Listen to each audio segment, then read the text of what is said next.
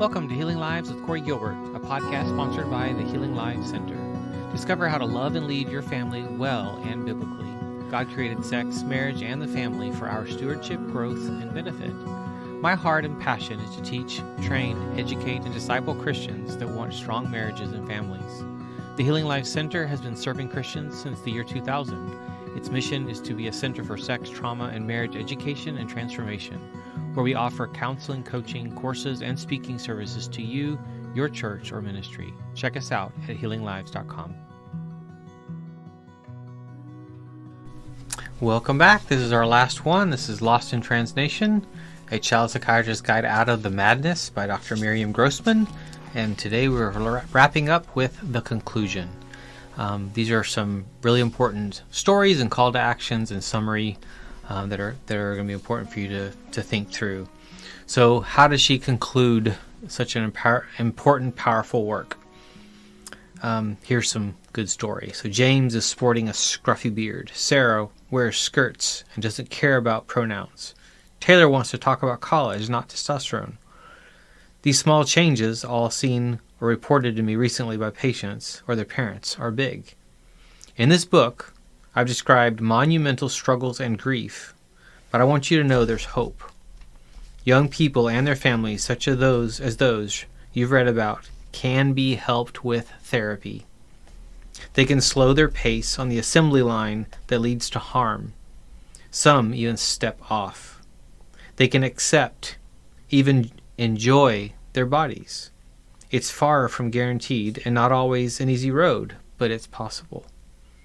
How do I treat my gender-distressed patients?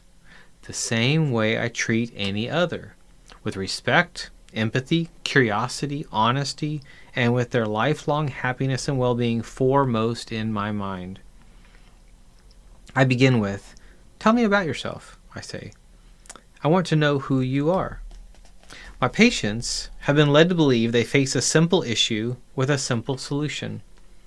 I explain this is not so. They are, like all people, a huge, complex tapestry of which gender occupies just a small corner. The entire tapestry interests me, not only the one corner. We'll talk about gender, of course, but instead of automatic affirmation, we will look deeper. We will try to determine what living as the opposite sex accomplishes. How will it make life better or easier? Is the new identity about becoming someone new or fleeing who they are?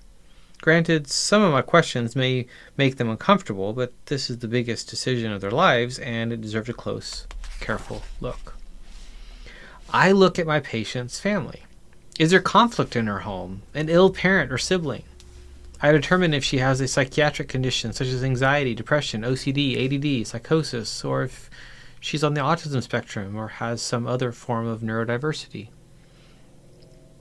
Is there a history of adoption, trauma, or abuse? Social awkwardness or bullying? Attraction to the same sex? Is the trans identity a way of exploring themselves separate from their family? A normal task of adolescence taken to an extreme. There may be stereotypical beliefs about men and women that are mistaken. He may think he's not manly and won't find love or acceptance as he is. Maybe she or someone she loves was harmed. She feels helpless against male aggression and for that reason seeks to flee femininity. Perhaps he or she fears growing up. The point is, being trans is a solution, a coping mechanism, but not which problem? But not to which problem? Or but to which problem? That's the mystery we will solve together. One of my primary responsibilities is education. I am older and wiser, and that benefits my patients. One line that's effective with know-it-all adolescents: "You're 16? I'm 116. Over my decades of practice, I learned many things, one of which is that people change. A Bernie supporter turns around and votes Republican. Couples who once madly in love, certain about marriage, now at each other's throats. A woman couldn't have been more certain about aborting. 20 years later, she's childless and rethinking that decision. People change. I tell my patients, you're going to change too. Another wisdom I share is that being human means struggling. It means living with limitations and weaknesses. You're not the first person to hate your body, feel disconnected from your parents, and lack a place of belonging. You're not the first human being to experience confusion, pain, and loneliness. Under some circumstances, I might share a hardship of my own. Even more important is to reveal difficulties to a patient at the moment. In doing so, she or he learns I have tough moments too, but they can be managed. For example, if I fear a patient's response, I might say, I must tell you something, but I have mixed feelings about it because of how you may react. The patient learns I too have fear of conflict. I feel unsure just like she does. I've demonstrated how I tolerate those emotions. A patient needs to feel safe and understood.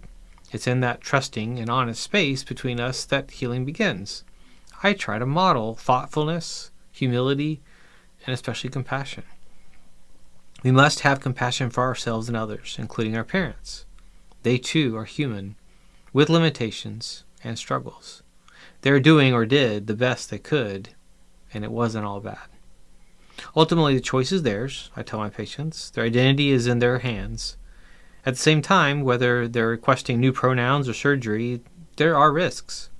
I'm obligated to point out what they are doing has massive implications. What will their lives be like in 10, 20, 50 years? There may be a high price to pay. I remind patients that as a physician, I have a profound appreciation for the body's wisdom. They may think they have all the information they need. They may be convinced they're knowledgeable about social and medical interventions, but I know they don't, and they're not. From new names to mastectomies and vaginoplasties, they must understand the risks and the controversy. If I neglect to delineate those risks and the current debate, I'm not doing my job. What if he or she comes back crying, "Look what I've done to myself. Why didn't you warn me?" Speaking of risks, that's one I am unwilling to take. I strongly encourage gender-distressed patients to at some point read detransitioners' stories or watch their videos. When patients are unwilling to do so, or unable to hear about the dangers of medicalizing, or if they claim to be unconcerned and confident, those are red flags. All of us have some degree of doubt when we face major decisions. Every decision has pluses and minuses. To be confident and wrong is dangerous. It's also my job to gently challenge and plant seeds, as I described in Lasagna Surprise. Being from older generation, I ask my young patients to define the new language and explain their beliefs. I'm curious. I want to learn from them. If their definitions or explanations don't satisfy me, I'll say so. The goal is to recognize everyone as a mosaic of male and female, honor the mosaic, and leave the body alone. And to parents, you must respect your child's mosaic too. He or she may not match your ideas about masculinity and femininity. Below are examples of patients with rapid onset gender dysphoria whose dysphoria diminished or resolved altogether with therapy. At the risk of presenting a simplistic portrayal of a highly complex and lengthy process, I focus on one or two themes of their therapies. These portrayals are composites of several patients, and identifying details have been changed. James. 19-year-old James was from Austin, Texas. For the past year, he'd been using a gender-neutral name, they-them pronouns, shaving his chest, arms, and legs, and wearing nail polish. He told me, "I want to go on estrogen so I can cry." The idea of being perceived as a girl felt comforting to James. He reported feeling happy with his smooth, hairless body and experiencing less pressure to meet cultural expectations. Being attracted to women, he imagined himself in a future lesbian relationship. What soon became clear was in the variations of men that James knew, he never saw himself. James was always small, underweight, and quiet. He hated sports, was ridiculed by boys in his class, and felt more comfortable with girls. His fondest memories were the hours spent caring for his pet rabbit and playing the flute. An older neighbor had sexually molested James, but he had never told anyone. James's mother had a chronic illness. When she was well enough, she was preoccupied with her business and not so much with her family. His father was more available, but he was unpredictable and prone to angry outbursts. James was repulsed by his father's coarse behavior, cursing, passing gas, and walking around in his underwear. His older brothers were physically competitive and boisterous. No one in the family was unkind, but James acutely sensed his otherness and was lonely throughout his childhood. James entered puberty late, and in high school he felt estranged from his peers who already shaved and were sexually active. His academic success did little to quash the certainty he could never meet the expectations of family and peers. James and I spent many hours examining his childhood, the sexual abuse, especially his rejection by peers and experience of a mismatch with his brothers and father's masculinity. He would insist, "I don't want to become a hairy old man." I pointed out that being crude is a human, not male quality. Women can be vulgar too. We spoke about the wide range of masculinity and my belief that he could find his place in it. He was, like all of us, a mosaic of femininity and masculinity, and altering his body to resemble that of a girl wasn't necessary to be refined, emotionally expressive, and compassionate. I taught him about the dangers of taking estrogen, including the impact of his sexual function and fertility. I wondered about his assumption of easily finding romance amongst lesbians and suggested instead that medicalizing would restrict his number of potential partners. He learned some skills for coping with distress. My patient slowly understood that as a child he had associated masculinity with his father's Neanderthal habits and body hair, leading to the rejection of both and a sweeping denial of manhood. A turning point came while describing his emotional isolation in childhood, and James began to cry. I said I was sorry he went through such hardship. It's optimal when parents are persistently tuned in to their children, but often that's not the case. I told him I wished I'd been there to ease his way. He was exhibiting strength by permitting himself to cry with me, not weakness, I said. And there are many women who are attracted to men who are kind, caring, and emotionally expressive. He can be loved just the way he is.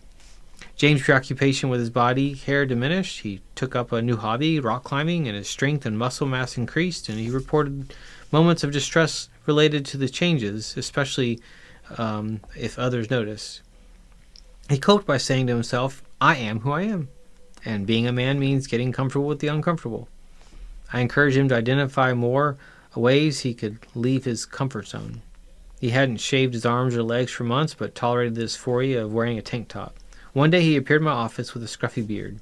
He confessed he'd bought into a stereotype and his ideas of masculinity weren't based in reality. He was a man, just different from the ones who raised him. James returned to using his given name and male pronouns. When asked how he felt, he said, "So natural, like stepping into a pair of old shoes." Sarah. Sarah was from Portland, Oregon. A few months earlier, she picked the name Malcolm and they-them pronouns. Sarah planned to go on testosterone and have top surgery when she turned 16. She flattened her breasts with a binder all day and believed a lower voice and facial hair would improve her life, although she couldn't say exactly how. With the informed consent model of care in her state, she could get what she wanted without parental approval. During our first meeting, Sarah's self-loathing was on full display. "I hate my wide hips and large chest. I don't make eye contact, and people notice that. I'm different. I have odd habits. I'm a mess," basically. I asked Sarah what she does like about herself. A long pause followed, then a timid smile. The only smile I saw on her that day. "I love to sing, and I think I have a pretty good voice." She loves to sing, I thought to myself. And she wants testosterone? Oh, God. There was so much I wanted to warn Sarah about, but the clock was ticking. Sarah would turn 16 in 14 months. Would that be enough time for her to realize hormones and surgery are not the answer? Or will she walk into a Planned Parenthood on her birthday and get her first injection of tea? Prior to seeing me, Sarah's parents restricted her internet use, successfully averted a meltdown by presenting Sarah with a new companion and time-consuming distraction, a puppy. In therapy, we spoke of her years of difficulty fitting in with other girls. Their manner of relating was a black box to her, incomprehensible. They rejected Sarah, so she hung out with the boys. But that only lasted until puberty hit, and it hit her early and fast. She was subjected to stares and comments, not only from peers, but from grown men, including an uncle. She needed a bra in 5th grade, and her period started in 6th. Sarah's thinking about her identity was black and white. If she felt so miserable in her girl's body, she must be a boy. She had frequent insomnia. Her days were filled with worry, and she met criteria for high-functioning autism. Melatonin improved her sleep. I taught her ways to tolerate negative feelings, cognitive behavioral therapy, observing and then revising her thoughts, feelings, and actions, alleviating her distress a bit, but not enough. After a few months, I added medication targeting her anxiety and obsessive angst about her appearance. She soon reported feeling calmer, and her parents confirmed the improvement. I always ask patients, what is the best and worst thing that ever happened to them? For Sarah, the worst was the night of the mass shooting at the Pulse Club in Orlando. She overheard her father's homophobic comments and became convinced he'd never accept her. This led to a discussion of her interest in girls, something she'd never shared with anyone. Sarah was unsure if her feelings were romantic. Sexual attraction was another black box for her. But there was someone in her church choir with whom she wished to spend more time. Sarah was a star at the choir. She loved singing so much that she'd switch her restrictive binder for a sports bra. Her extended family attended her performances, in which she always had a solo. Choir was her opportunity to shine.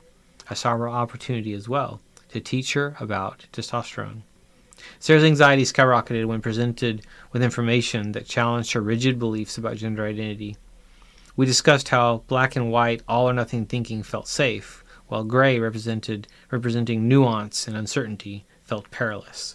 I explained that the plans she had to medicalize would be the most consequential decision of her life, and she owed it to herself to know the risks entailed. We reached an agreement. At each session, Sarah would learn about one effect of testosterone while we kept tabs on her anxiety. If it got close to a distressing level, she could use her coping skills. The start was bumpy, but Sarah was gradually able to listen. We went slowly. She learned testosterone is FDA approved only for use in men with medical conditions. Sarah hadn't realized the lowering of her voice would happen so quickly, within a few months, and that she might experience hoarseness and other vocal issues. She was convinced a lower voice would give her more self-confidence, but hadn't considered its impact on singing and participation in choir. She had also not taken into account testosterone's potential impact on her emotions and libido. Now that she was coping better with stress, she didn't want to risk developing the anger and aggression sometimes seen when girls take testosterone. And Sarah wanted companionship, not sex. To be in a state of arousal, distracted many times a day by thoughts and images, was not appealing. After a few months, Sarah tolerated a degree of uncertainty about medical intervention. I was proud of her ability to venture into gray areas. She agreed to move on to facts about breast binding. Again, there were risks of which she hadn't been aware. Our conversations also touched on brain development and the banning in which some countries of medical interventions for minors. We were also talking about her autism, the years of social ostracism, and bullying, and the shame of her developing body. I explained that sometimes, especially in childhood, we lack the capacity to experience powerful emotions. The feelings can't be processed. In response, the mind might place the emotions into the body or the attitude toward the body. Sarah's body was feminized early. Her mother prepared her for the changes, but couldn't prevent the harassment and stares. Sarah held her agony in those parts of herself that were unwanted.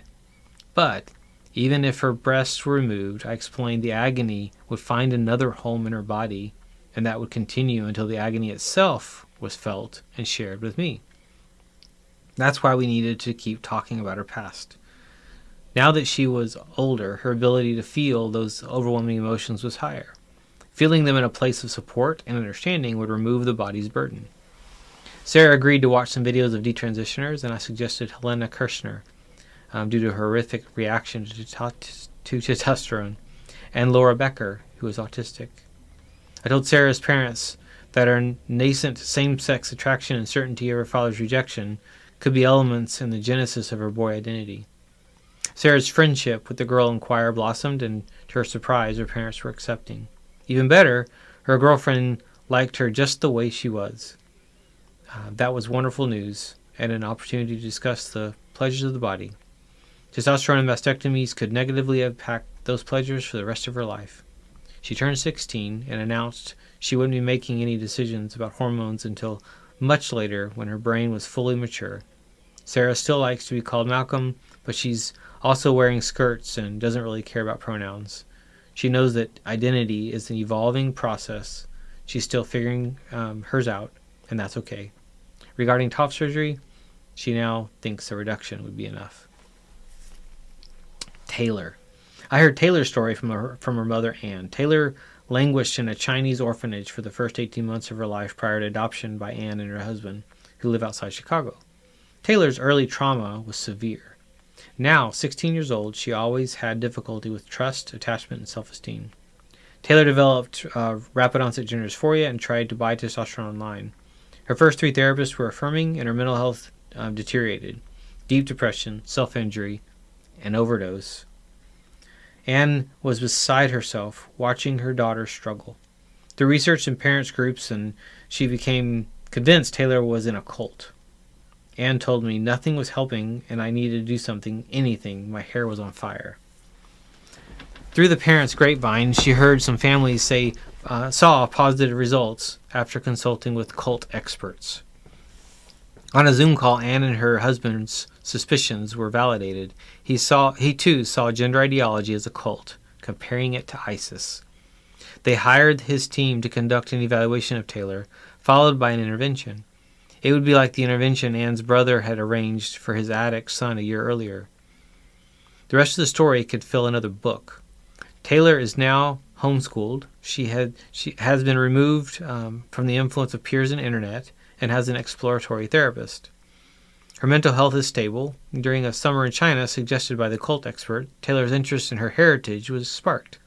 She's learning Mandarin and has identified the top colleges offering degrees in Chinese studies. Therapy has helped Taylor realize her early trauma and long-standing identity challenges led to her gender confusion.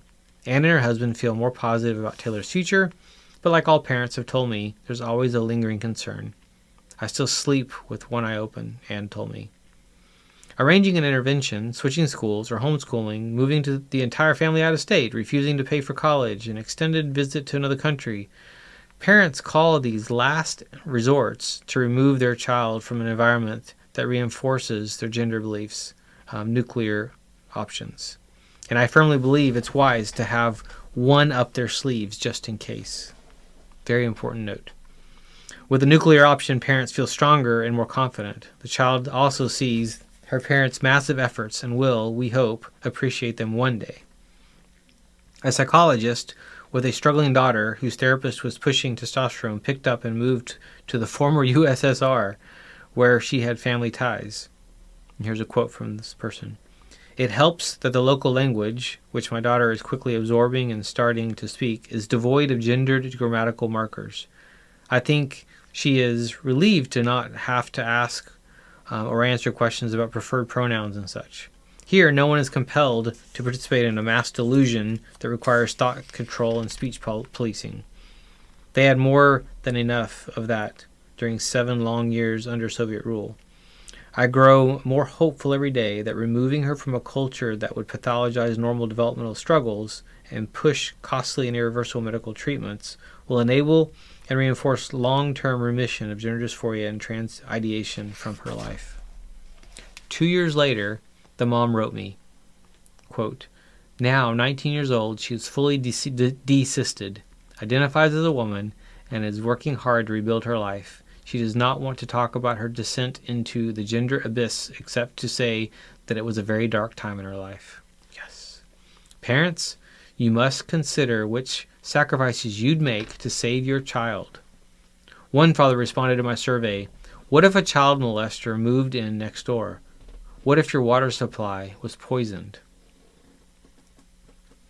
I am pleased James, Sarah, and Taylor, and others, have moved toward acceptance of their sex and away from unnecessary medical interventions. If they'd been automatically affirmed and placed on the assembly line, their core emotional issues would have gone unaddressed. They may have felt happy with their altered bodies, but for how long? It's a roll of the dice. When I said earlier my approach to transgender identifying patients is just like with any other patient, I omitted a salient point. There is one huge difference. After their brief weekly session, my patients return to their friends, school, and social media, a world bound to the articles of faith. It's daunting, to say the least, to build a connection with heavily indoctrinated patients. They've heard over and over there's one answer to their predicament, transition. They cannot tolerate the doubts I plant. The hurdle may be insurmountable. Zoe was an 11th grader attending a Boston school where tuition was higher than the median yearly household income. Her mother informed me that in the middle school, Zoe and her friends all declared themselves LGBT. They just hadn't decided which letter. Once I tried to inform Zoe that due to safety concerns, a minor like herself living in Sweden or Finland would not have access to puberty blockers. She placed her hands over her ears and hollered, "Don't tell me about the trans kids who can't get medical care. Don't you know 50% of us try to commit suicide?" To her accusation of being transphobic, I responded, "I'm anti-suffering, not anti-trans." I could almost sense her friends and influencers in the room with us scowling at me. She refused to meet again. In my many years as a physician, I've had patients with severe schizophrenia, untreatable cancer, and other serious conditions. No one ever fired me. Do you see why I said fighting dangerous ideas has been harder than fighting dangerous diseases? When the young person is pledged allegiance to the articles of faith, the challenge facing parents and therapists is brutal. Parents who've yet to face the predicament, please listen to the 500 mothers and fathers of rapid onset gender dysphoria kids who responded to my survey. Many of them say flat out they are living in hell and they want to warn and teach you before you're in their shoes. They are reaching out to save you from the impossible position they're in. A child announcing, "In order for me to stay in this family, you must support my self-harm."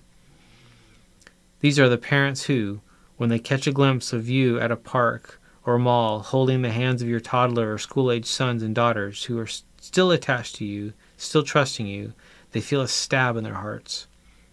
If only you knew what may be ahead. If they could, they'd get a megaphone and shout. 1. Discuss gender with your child early. 2. Get out of public schools. 3. Get your child off the internet. 4. Know who your child's talking to at school, online, everywhere. 5. No social media, smartphones, GSA meetings, gender clinics. 6. Love without affirming. No names, pronouns, or binders. 7. Validate feelings, not beliefs. 8. Be vigilant. And 9. Don't think it's not happening in your area because it is. To all that I would add, your child is a sponge, ready to absorb whatever comes his way.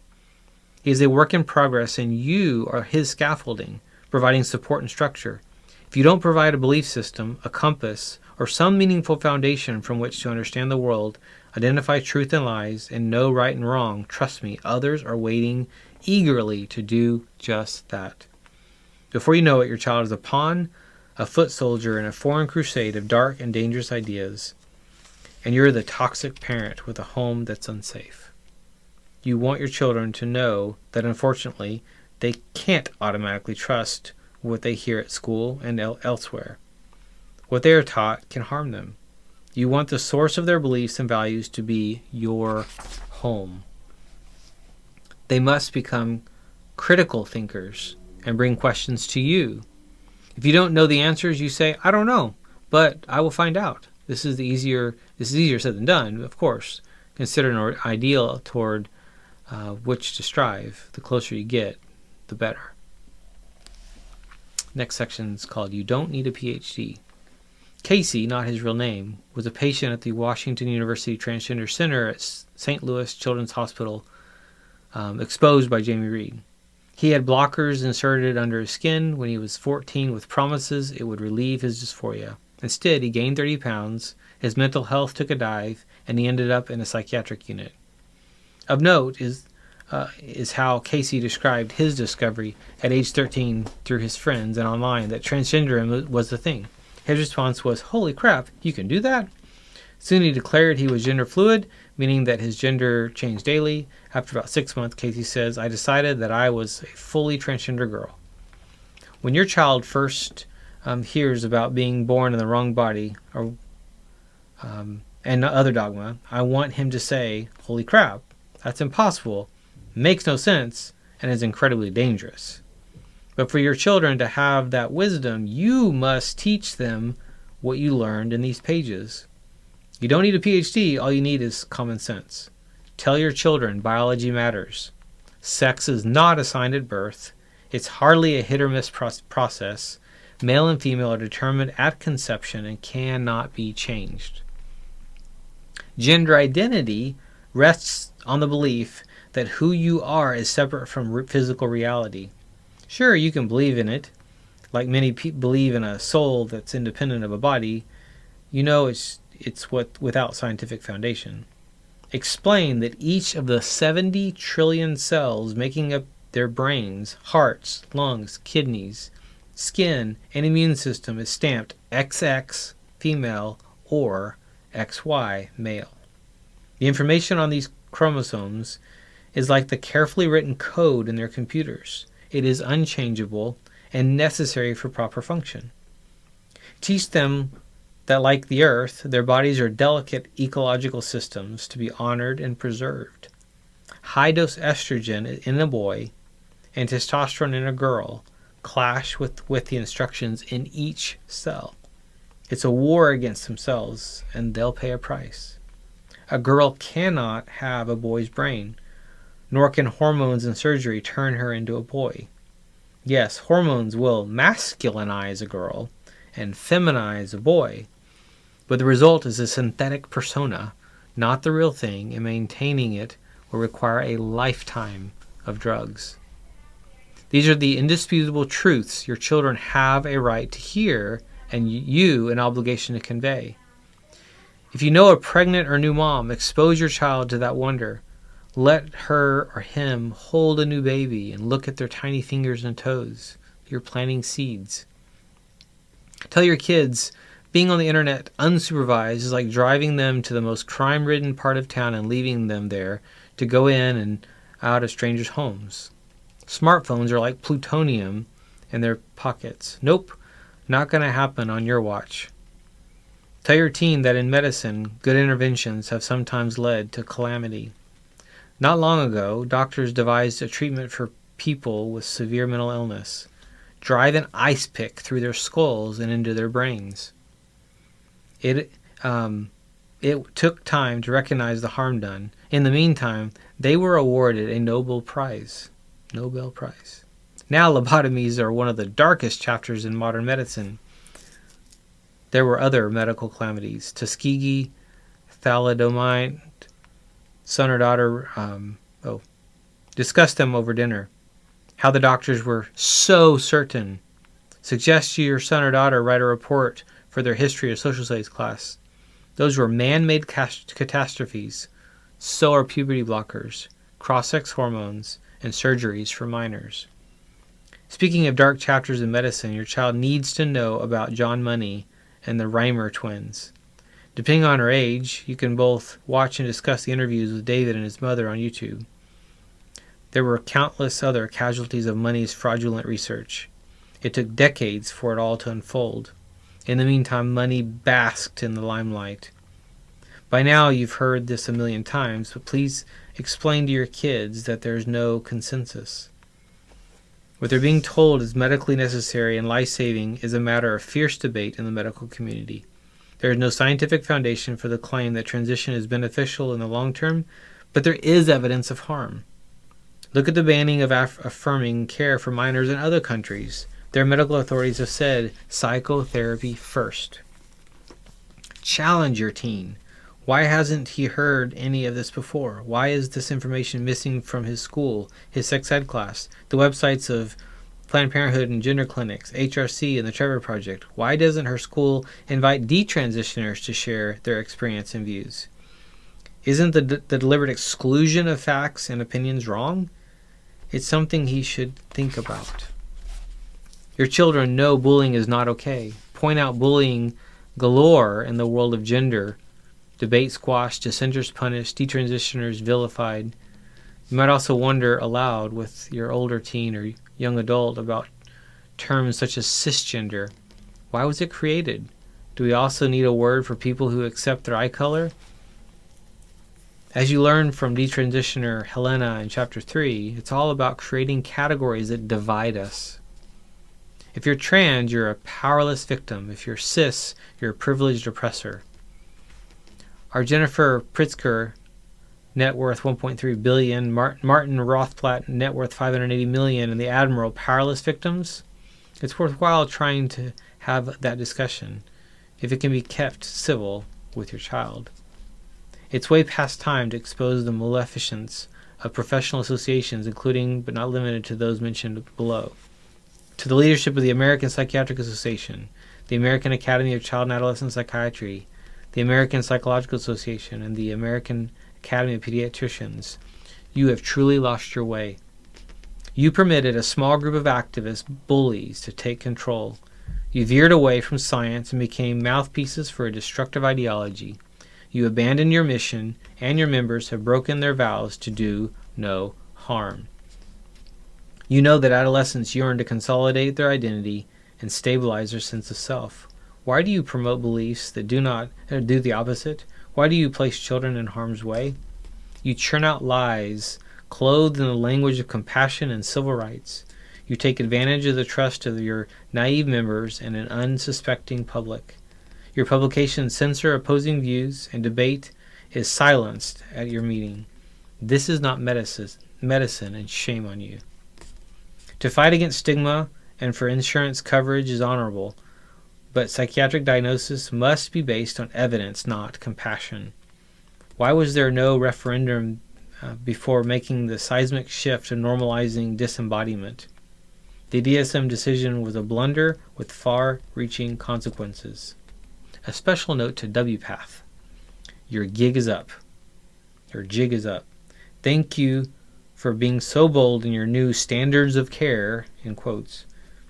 In your opinion, no one is too young or mentally unstable to access disfiguring and sterilizing treatments.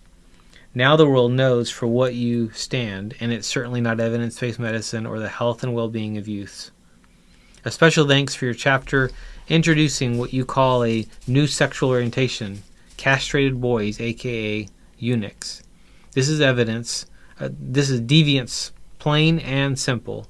Thank you for being transparent. In the documentary, What is a Woman?, your president, Marcy Bowers, called clinicians like myself dinosaurs. Thank you, Dr. Bowers, for your words. They are telling. You wish for my position based on biological reality to become extinct. It's not going to happen. As I write these final paragraphs, the emails from parents, family members, and rapid onset gender dysphoria kids don't stop. One mom after another reached out for help, along with some dads, grandparents, and siblings. A mom tells me estrogen caused her son to develop brain tumors, but doctors continue to prescribe it. An Army colonel who fought jihadists for 15 years writes that when his transgender identifying daughter goes on a rant, she sounds like the true believers we captured on the battlefield. A young woman who refuses to call her sister her brother's twin, a brother, writes, I can't adequately express the type of grief this is, and it bleeds into every aspect of life. A urologist alerts me to research showing an increased risk of prostate cancer in men living as women. A librarian informs me of these new titles: Bye Binary, ages 0 to 4, The Rainbow Parade, ages 2 to 5, True You, A Gender Journey, ages 4 to 8, and Me and My Dysphoria Monster, ages 5 to 8. A lawyer wants advice on a case involving a family in which not one, but not two, but 3 girls identify as boys. A college student writes, I was a psych major but felt frustrated and silenced by my peers and teachers, so I switched to engineering. What about us students who have to deal with troubled and oppressive peers? Who stands up for us? The subject line from one mom, help, my daughter is having surgery in 2 days. I learned that Senate Bill 5599 allows Washington State to legally hide runaway children from their non-affirming parents, and about drag summer camps for children as young as 7. Calls for censoring scientific research persist. In response to one published study, there were demands it be retracted, and for the journal's editor, Kenneth Zucker, to be sanctioned. Why the tumult? It's because the research supported the rapid onset gender dysphoria hypothesis. Within 24 hours, a petition supporting Zucker had 1,100 signatures. How will it end? A lesson is provided by the Hebrew words for truth and falsehood, emet and sheker. The letters of E-M-E-T, emet, all stand on a flat base or 2 legs. But each letter of sheker is precariously balanced on a single leg, or the vertex of an angle. The letters of emet are the first, middle, and last letters of the alphabet. The letters of sheker are side by side at the alphabet's end. The Talmud, written over 1,500 years ago, explains, truth stands secure and fixed. Falsehoods totter and eventually collapse. Falsehoods are easily found. Truth requires a search.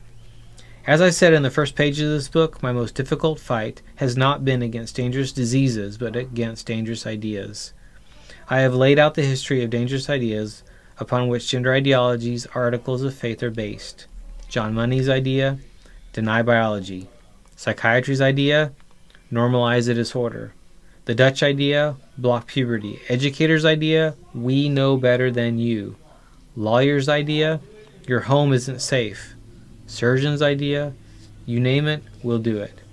All of it lacks foundation and cannot persist indefinitely. It will fall to pieces and Mother Nature will prevail. She always does. In the meantime, you must guard your precious family. Now that you're at the end of this book, you understand the enemy, you have ammunition, you have a war plan.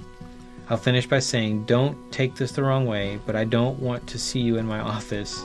I'd rather not speak to you from your basement or bathroom. I hope to spare you a lasagna surprise. If I saved just one family, it will have been worth it. And that is Lost in Translation, a child psychiatrist's guide or expose out of the madness. Bless you and thanks for persevering. This is so important. My name is Dr. Corey Gilbert, and I approve this message. Thank you. Thank you for tuning in to the Healing Lives with Corey Gilbert podcast. It has been an honor to serve. If you are struggling, have questions, or in need, Dr. Gilbert offers a free consultation for new clients. Check us out at healinglives.com to book a call. If this has been helpful to you, please share it, leave a review, and help us get the word out so that we can see lives changed, marriages transformed, and more people come into a life-changing relationship with Jesus Christ. The Healing Lives Center offers online courses, programs, books, intensives, and other services to help you live biblically and well. Discover more resources on YouTube and in Dr. Gilbert's Healing Marriage Facebook group, The Healing Marriage.